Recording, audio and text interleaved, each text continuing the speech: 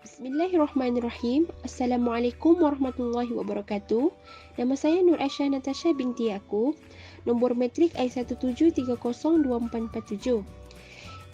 Yang saya hormati pensyarah kursus isu-isu fiqh kontemporari Ustaz Muhammad Farouk Luqman bin Zamri, dan saya kasihi juga rakan-rakan sekalian. InsyaAllah hari ini kumpulan kami akan menerangkan atau membentangkan tentang tajuk bayi tabung uji. Pertama sekali kita akan melihat kepada pengenalan. Bayi tabung uji atau in vitro fertilization (IVF) merupakan satu teknologi bagi membantu pasangan suami isteri yang mengalami kesulitan memperolehi zuriat disebabkan masalah tertentu.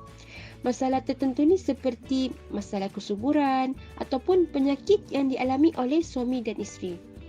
Bayi tabung uji juga adalah proses mempertemukan sel sperma dan sel ovum sehingga menjadi pembuahan atau benih di dalam cawan Petri. Maksudnya ini adalah bayi tabung uji ini adalah persenyawaan dua sel di dalam satu cawan Petri. Cawan Petri ini adalah sejenis mangkuk kaca yang berukuran kecil seperti yang anda boleh lihat di dalam gambar raja yang di bawah. Kita masuk pula kepada definisi. Bayi tabung uji ini dapat didefinisikan adalah bayi yang dilahirkan oleh seorang perempuan hasil daripada persenyawaan ovumnya dengan sperma suaminya di luar tubuh perempuan itu. Maksudnya di luar tubuh perempuan itu, apa yang dimaksudkan dengan luar tubuh perempuan itu adalah di dalam cawan Petri yang saya sebutkan tadi. Para ulama pula mentakrifkan bayi tabung uji ini adalah pencantuman benih di antara lelaki dan perempuan di luar tabi'i. Kita lihat pula kepada sejarah ataupun bagaimana boleh terhasilnya kaedah bayi tabung uji ni. Pertama sekali, kaedah bayi tabung uji IVF berjaya dilakukan ke atas haiwan pada mulanya. Dr. Shang di Boston, US telah berjaya dengan teknik IVF ni ke atas arnab pada tahun 1959 dengan menggunakan sperma dan telur arnab. Jadi, kaedah IVF ni pertama sekali berjaya dilakukan ke atas arnab, dan setelah itu pada tahun 1965 Dr. Robert Edward, di mana Dr. Robert Edward ni adalah seorang pakar dan beliau adalah pakar pertama yang melakukan IVF ke atas manusia dengan kerjasama pakar sakit buan di England iaitu Patrick Stipto. Dr. Edward ni adalah seorang pakar yang pertama yang melakukan kaedah IVF ni ke atas manusia. Pada tahun 1975 pula, Dr. Edward dan Stipto ni telah berjaya menghasilkan kelahiran luar rahim melalui teknik IVF ni, tetapi telah mengalami keguguran. Lalu pada tahun 1977 pula, seorang pesakit Stipto tu yang bernama Leslie Brown, di mana Leslie Brown ni dia mengalami masalah kesuburan. Lalu beliau ni telah menjalani pembendahan pengambilan ovum untuk disenyawakan. Lalu Leslie ni telah disahkan hamil melalui kaedah IVF ni yang disenyawakan di mana disenyawakan dua sel iaitu sel sperma dan sel ovum. Dan pada tarikh 25 Julai 1978 Leslie ni telah berjaya melahirkan anak beliau ataupun berjaya telah melahirkan kandungan beliau yang diberi nama sebagai Louis Joy Brown. Dan Louis Joy Brown ni adalah bayi yang pertama yang berjaya, yang telah mencipta sejarah, yang di mana bayi ini telah yang pertama dihasilkan melalui kaedah IVF ni. Setelah lahirnya Louis Joy Brown ni, maka kaedah IVF ni telah popular dan ramai yang berjaya melalui kaedah ini. Seterusnya saya akan serahkan kepada rakan seterusnya. Bismillahirrahmanirrahim. Assalamualaikum warahmatullahi wabarakatuh. Nama saya Nur Amiza binti Hamid. Nombor matrik I181102738. Okey, kita masuk kepada proses bayi tabung uji. Proses yang pertama ialah konsultasi bersama doktor. Peringkat pertama di dalam mendapatkan rawatan kesuburan adalah sesi konsultasi bersama doktor pakar. Penerima rawatan kesuburan mungkin perlu melalui beberapa sesi bersama doktor untuk menentukan masalah yang dihadapi dan juga melalui ujian yang bersesuaian dengan masalah tersebut. Dalam sesi pertama ni, doktor akan mengambil maklumat seperti sejarah perubatan pasangan yang datang untuk menerima rawatan. Lepas itu, dua jenis pemeriksaan akan dilakukan, iaitu pemeriksaan wanita dan pemeriksaan lelaki. Di antara perkara yang memerlukan pandangan syariah dalam prosedur ini adalah yang pertama, persoalan pertemuan antara pesakit dan doktor yang berlawanan jenis, dan keduanya persoalan membuka rahsia keaiban pasangan kepada orang ketiga, iaitu doktor. Okey. Proses yang kedua ialah rangsangan ubat. Yang mana prosedur ini dia membabitkan penggunaan beberapa jenis ubat untuk merangsang penghasilan ovum pesakit wanita.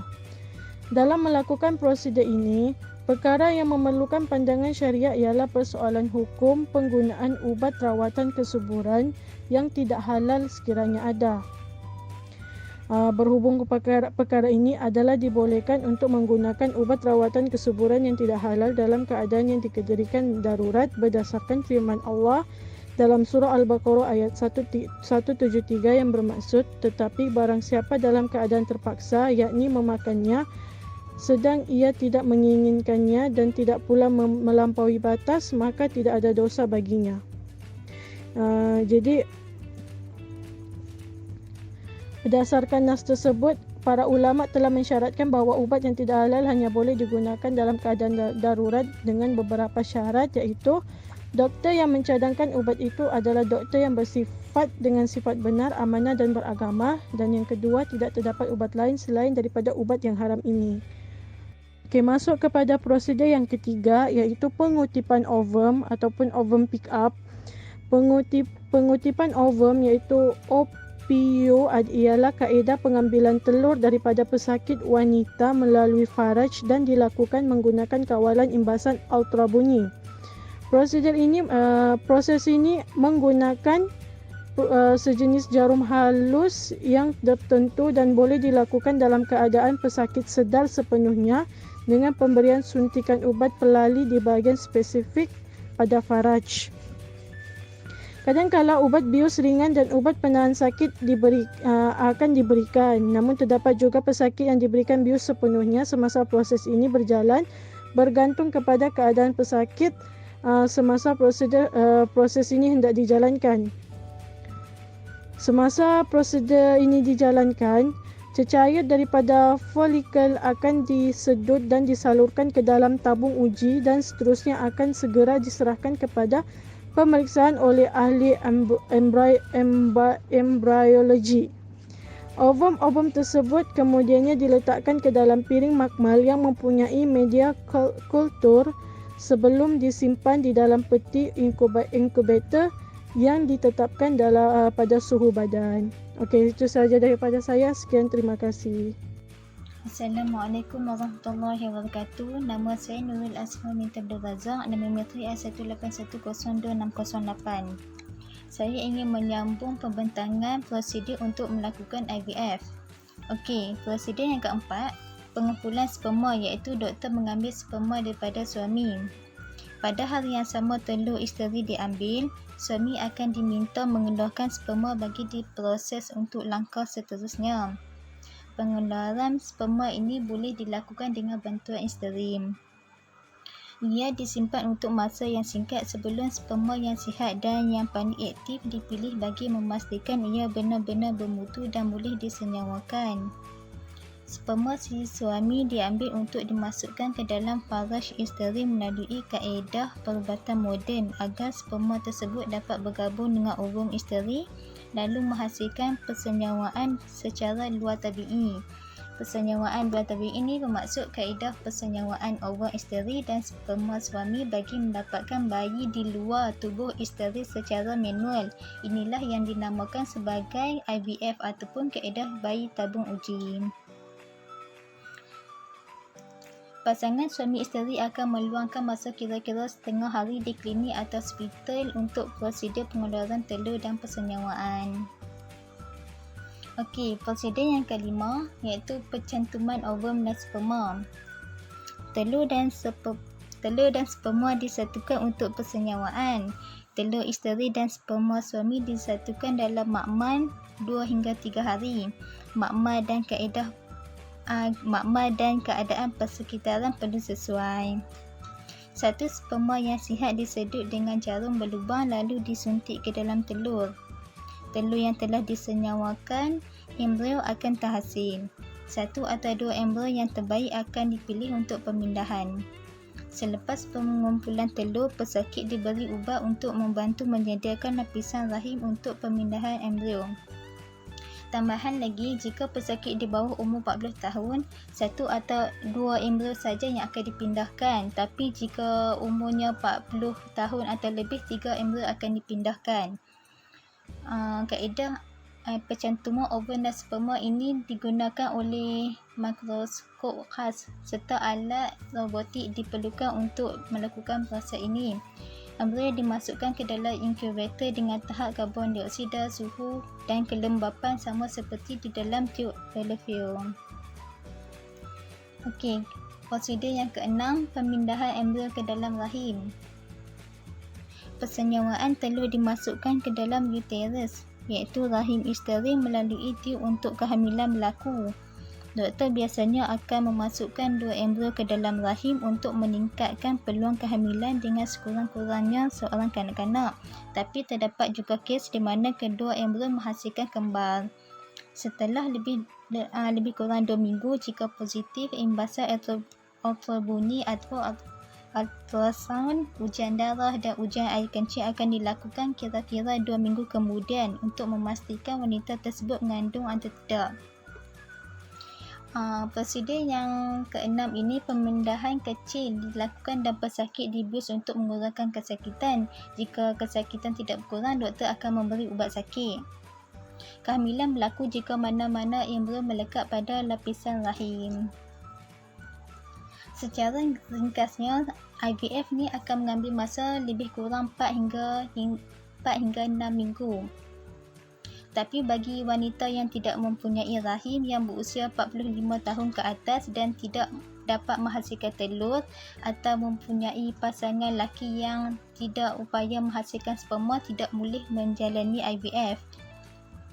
Namun, hal ini juga tidak boleh disangka mungkin terdapat sedikit komplikasi bagi wanita yang menjalani rawatan tersebut. Di samping itu juga, rawatan IVF ini juga dapat meningkatkan potensi untuk kehamilan kembar atau kehamilan di luar rahim. Namun, isteri tidak perlu risau kerana akan dipantau rapi oleh doktor pakar. Sekian daripada saya. Terima kasih. Bismillahirrahmanirrahim. Assalamualaikum warahmatullahi wabarakatuh. Nama saya Nur Aisyah binti Adi, nombor matrik I17302335. Jadi saya akan menerangkan berkenaan hukum bayi tabung uji ataupun lebih dipanggil kepada rawatan IVF.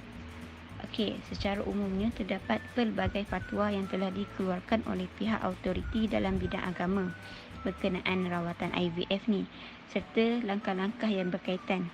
Jadi antara termasuknya adalah fatwa daripada badan-badan autoriti berkaitan fatwa di Malaysia seperti fatwa daripada peringkat kebangsaan dan negeri-negeri.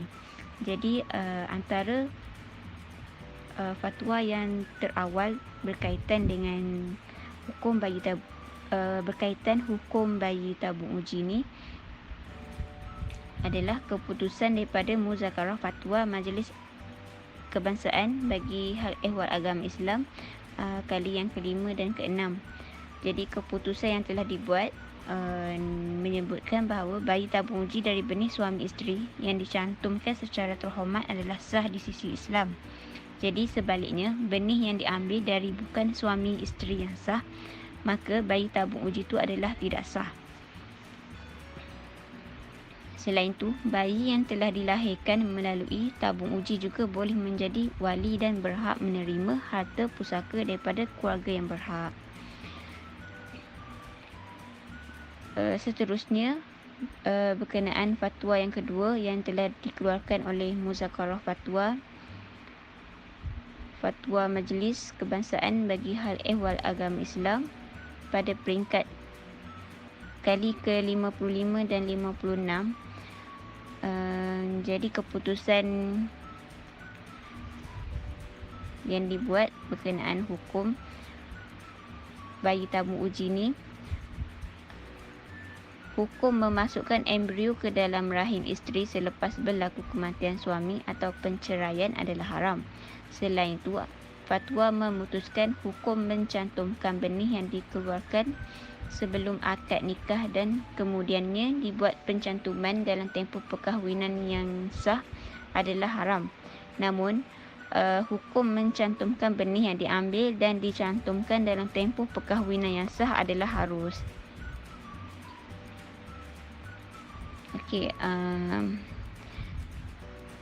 berdasarkan fatwa-fatwa yang telah dikeluarkan, dapat disimpulkan bahawa IVF ni merupakan suatu yang diharuskan penggunaannya kepada mereka yang memerlukan rawatan.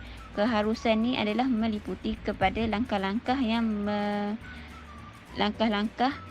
daripada IVF tu sendiri. Jadi itu sahaja daripada saya. Sekian, terima kasih.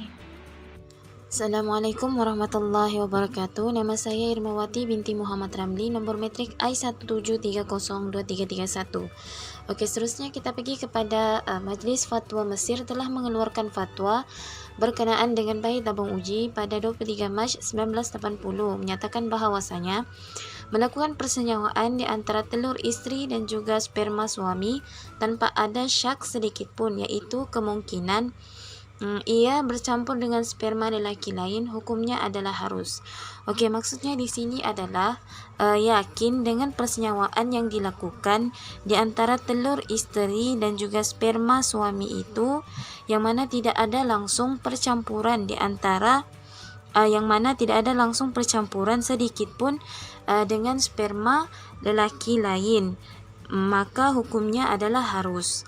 Okey, begitu juga dengan mengambil telur isteri yang tidak dapat melahirkan anak, kemudian disenyawakan dengan sperma suami di luar rahim isteri dan kemudian dimasukkan kembali ke dalam rahim isteri setelah mencapai tahap kematangan tanpa ada bertukar ganti dan percampuran dengan sperma lelaki lain serta mendapat nasihat daripada doktor, maka hukumnya juga adalah harus. Okey, di sini maksudnya adalah telur isteri yang tidak dapat melahirkan anak itu diambil, kemudian disenyawakan di luar rahim bersama-sama dengan sperma suami. Setelah mencapai tahap kematangan, maka telur tersebut dimasukkan kembali ke dalam rahim isteri. Semasa dalam proses persenyawaan itu berlaku, maka ianya haruslah tidak ada sama sekali percampuran ataupun bertukar ganti dengan sperma lelaki lain, dan ianya haruslah mendapatkan nasihat daripada doktor. Okey, akan tetapi Majlis Fatwa Mesir juga telah menyatakan bahawasanya jika sperma yang terlibat dalam proses persenyawaan ini bukan milik suaminya, maka hukumnya adalah haram. Hal ini kerana ianya mengandungi unsur-unsur zina. Seterusnya kita pergi kepada Majlis Akademik Fiqh Rabitah Alam Al-Islami di Mekah kali ke-8 pada Jun 1985 telah memutuskan bahawa kaedah bayi tabung uji adalah tidak selamat dan boleh menimbulkan keraguan. Hanya membenarkan menggunakan kaedah ini jika berada dalam keadaan yang sangat darurat. Maka jelaslah di sini Majlis Akademik Fiqh Rabitah Alam Al-Islami membenarkan kaedah bayi tabung uji ini, tetapi dengan syarat haruslah dalam keadaan yang sangat darurat. Okey, selain itu juga Mufti Wilayah Persekutuan juga telah menyatakan bahawa seorang balu diharamkan untuk menggunakan air mani suaminya yang telah meninggal dunia dengan tujuan untuk menghasilkan bayi tabung uji. Hal ini kerana hubungan sesebuah perkahwinan itu telah tamat apabila suaminya telah meninggal dunia. Maka secara kesimpulannya di sini adalah tabung uji yang berisi dengan air mani suami yang sudah meninggal dunia tidak boleh lagi digunakan walaupun benih tersebut disimpan sebelum kematian suaminya dan benih tersebut perlulah dihapuskan. Okey, sekian itu sahaja daripada saya. Kita teruskan dengan pembentang yang seterusnya. Okey, Assalamualaikum warahmatullahi wabarakatuh. Saya Eva Niza binti Mustafa, iaitu pembentang seterusnya nomor metrik I18102971. Okey, saya akan membentangkan apa itu kelebihan ataupun apa itu kebaikan bayi tabung uji. Yang pertama sekali adalah membantu keluarga yang bermasalah dalam mendapatkan zuriat. Maksudnya di sini ibu bapa tuh dia membantu ibu bapa untuk melahirkan, untuk mendapatkan anak. Okey, sebab tidak semuanya yang kahwin tuh sehat begitu, yang bersama terus dapat anak, bersama terus dapat anak. Tidak, ada yang bersama bertahun-tahun susah untuk dapat anak. Jadi alternatif inilah yang boleh mendapatkan pasangan tuh menjadikan diri dong sebagai orang tua. Maksudnya untuk mendapatkan zuriat lah. Seterusnya dapat menghasilkan bayi yang normal. Bayi yang normal maksudnya di sini, okey. Sebagai contoh ada dua situasi. Situasi pertama, pasangan yang menggunakan bayi tabung uji. Pasangan yang kedua, situasi yang kedua, pasangan yang tidak menggunakan bayi tabung uji. Okey, yang pertama ni dia menggunakan. Okey, anak yang lahir nanti dia punya kekuatan ni kuat. Maksudnya dia susah mendapat serangan penyakit. Okey, yang tidak guna maksudnya pasangan tu normal lah. Okey, kebanyakan pasangan yang tidak menggunai bayi tabung uji ni dia akan dapat zuriat yang lahir tu kadang-kadang akan dapat penyakit kuning macam yang kita nampak sekarang lah. Okey, kalau lepas melahirkan tu bisa ada penyakit kuning, demam, kadang-kadang ada sakit jantung, begitu. Tetapi kalau menggunakan bayi tabung uji ni, kekuatan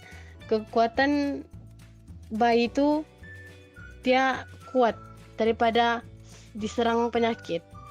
Seterusnya memberi kesempatan kepada yang ketiga, memberi kesempatan kepada wanita. Okey, maksudnya di sini dia bagi peluang lah untuk wanita untuk melahirkan. Contohnya rahim perempuan tu lemah. Okey, menggunakan bayi tabung uji ni lah boleh memberi peluang pada wanita untuk menimang cahaya mata. Sebab melalui proses bayi tabung uji ni adalah sperm dan ovum tu di luar anggota badan. Okey, maksudnya di luar rahim wanita ni lah. Seterusnya yang keempat, kelebihan atau kebaikan bayi tabung uji ni adalah alternatif yang sah bagi menggantikan kaedah klon. Okey, macam yang kita tahu klon ni adalah sebagai contoh sudah ada Eva di muka bumi ni, dia lahirkan Eva lagi, begitu. Sebab itulah dia salah, sebab dia ni macam ada, saya pun kurang pasti macam mana proses kaedah klon ni, tapi ada kajian mengatakan klon ni tidak dibenarkan sebab dia ni macam umpama, okey, macam kita tahu Tuhan je yang boleh menghasilkan manusia.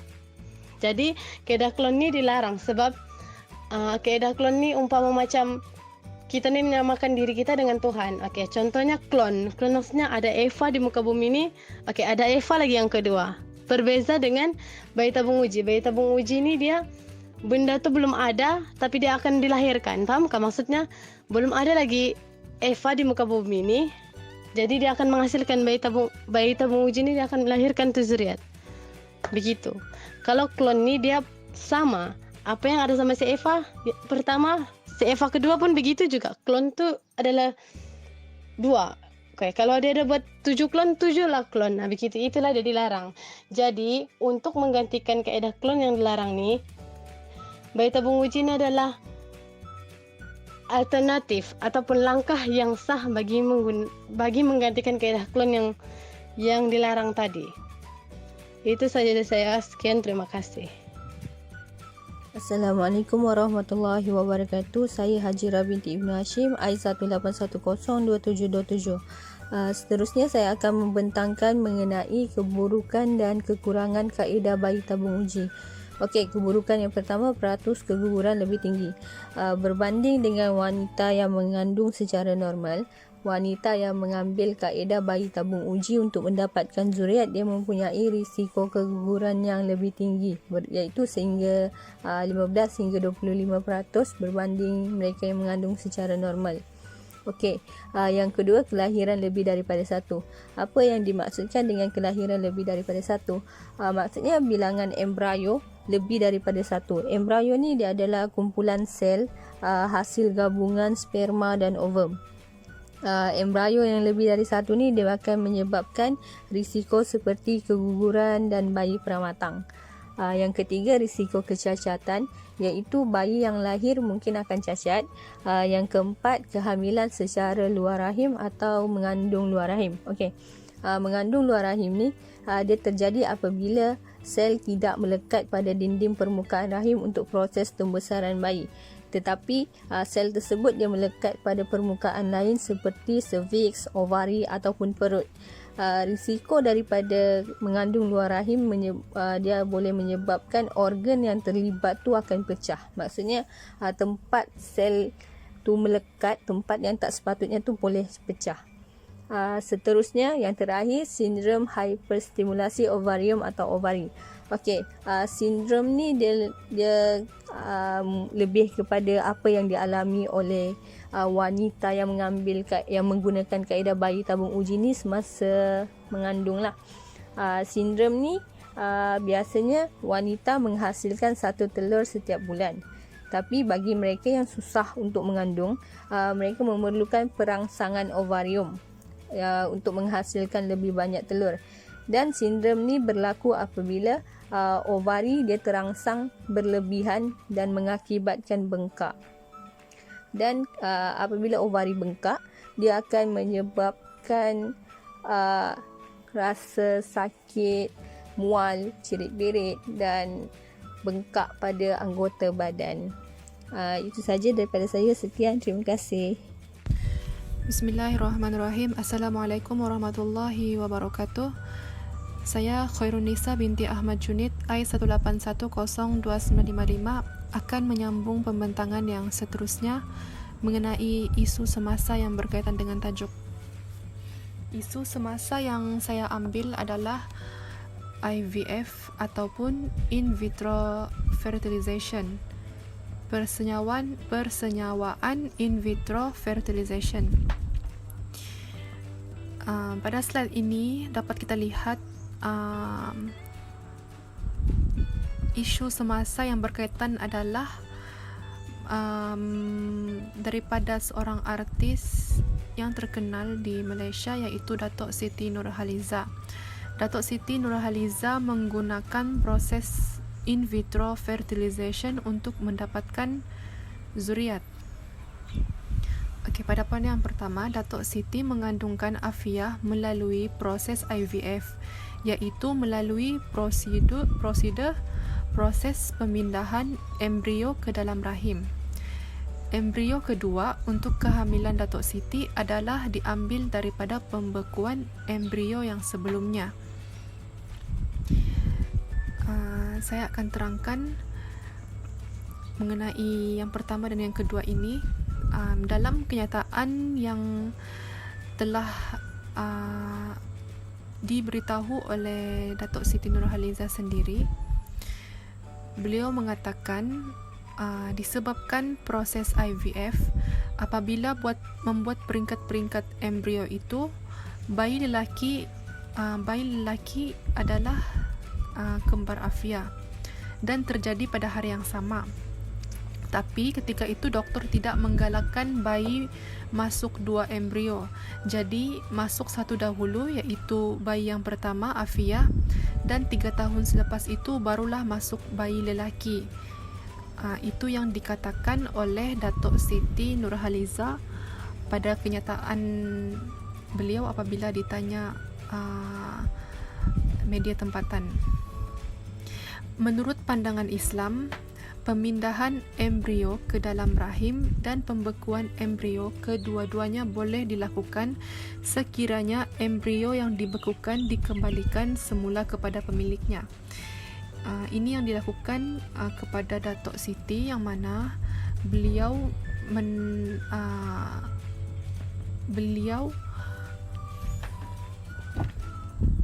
dikembalikan embrio kepada beliau untuk proses yang kedua, untuk mendapatkan zuriat kedua, yang mana proses IVF itu berjaya dan beliau telah mengandung pada 5 bulan yang lalu.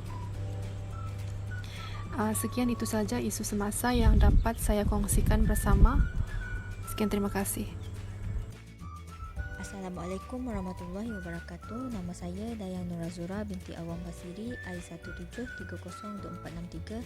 Saya akan menerangkan tentang isu semasa. Berikutan dengan munculnya kaedah bayi tabung uji, telah muncul juga suatu kaedah yang dinamakan sebagai ibu tumpang ataupun surrogate mother.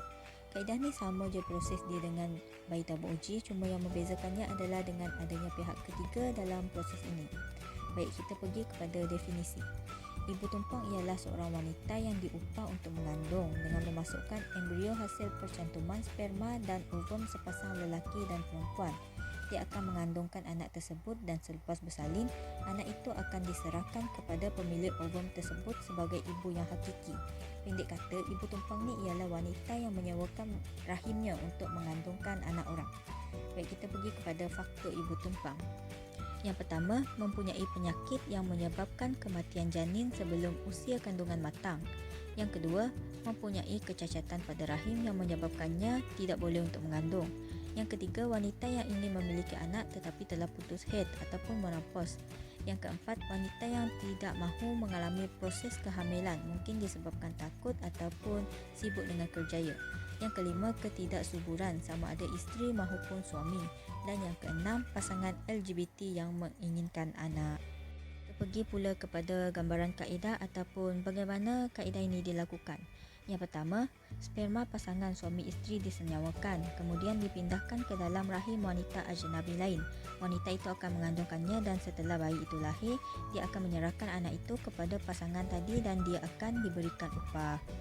Yang kedua, suami yang mempunyai 2 orang isteri, salah seorang daripadanya tidak boleh mengandung, so dia suruh madu dia untuk mengandungkan anak hasil percantuman ovumnya dengan sperma suami mereka, dan setelah madu dia melahirkan anak, maka anak itu adalah anak kepada suami dengan isteri yang tidak boleh mengandung tu tadi, dan bukannya anak kepada isteri yang mengandungkannya. Yang ketiga, sperma dan ovum daripada lelaki yang perempuan yang berlainan tiada hubungan perkahwinan, kemudian dipindahkan ke dalam rahim wanita yang lain lagi. Apabila anak tersebut selamat dilahirkan, mereka akan menyerahkannya kepada sesiapa saja yang menginginkan zuriat. Biasanya kaedah ini bertujuan untuk menjadikan bayi tersebut sebagai alat dagangan. Yang keempat, sperma si suami disenyawakan dengan ovum wanita ajnabi dari luar, bukan dengan hubungan seks, dan wanita itu jugalah yang akan mengandungkan anak tersebut. Biasanya kaedah ini untuk pasangan LGBT yang mahukan anak. Dan yang kelima, ovum isteri akan diambil bersama sperma lelaki ajnabi dan kemudian dipindahkan ke dalam rahim wanita ajnabi yang lain. Kaedah ini pula biasanya berlaku kerana ketidaksuburan dari kedua-dua belah pihak. Baik, kita pergi kepada hukum ibu tumpang. Hukum bagi kelima-lima kaedah tadi tu adalah haram. Jumhur ulama muasirin mengharamkan kaedah ini. Antara sebab pengharamannya adalah yang pertama, menimbulkan kekeliruan dari sudut nasab. Setiap orang mestilah mengetahui siapa nasab dia untuk memudahkan dalam proses faraid nanti.